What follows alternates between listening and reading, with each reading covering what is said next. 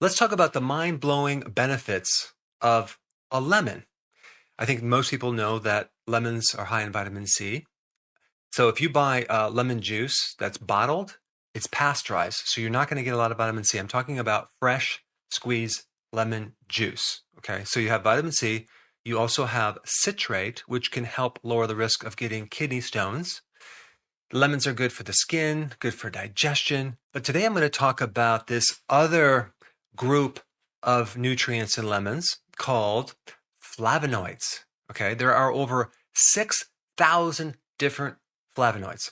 And no, we're not going to cover each one of them today, but we are going to cover one flavonoid, okay, just one. So the one I want to cover is called urocitrin. Urocitrin is a flavonoid in lemons, and lemons have the most urocitrates, and these are the effects: removing fat from your liver, helping you balance out your lipids like cholesterol in your liver, reversal of diabetes on a double-blinded randomized study. Urocitrin has similar effects to the main antioxidant in green tea, so it's a very, very powerful antioxidant.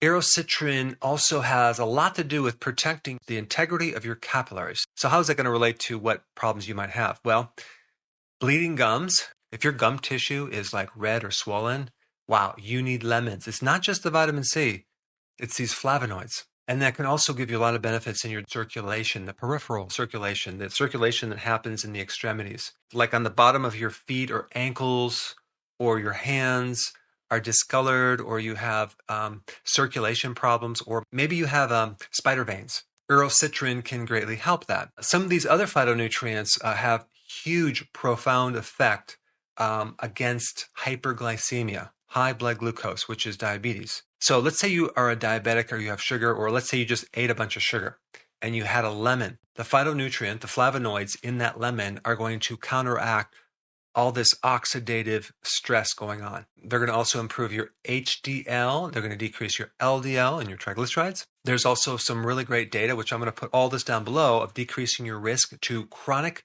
venous insufficiency. That's a problem with your venous system or the veins. These compounds are very potent anti-inflammatories for things like rheumatoid arthritis or any type of arthritis. These compounds decrease something called glycation. Glycation is the binding of sugar to protein or sugar to a fat, making that protein unusable in your body, clogging things up. And so the flavonoids directly inhibit that formation.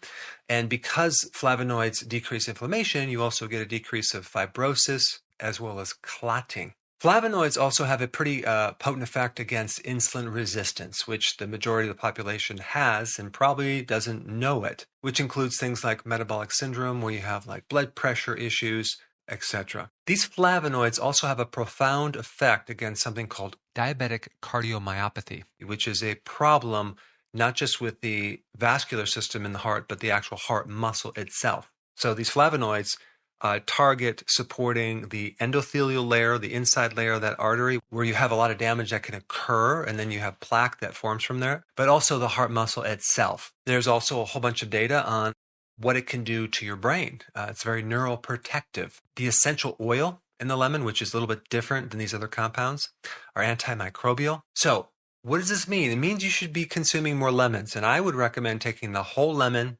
peel and all, with maybe a 12-ounce glass of water.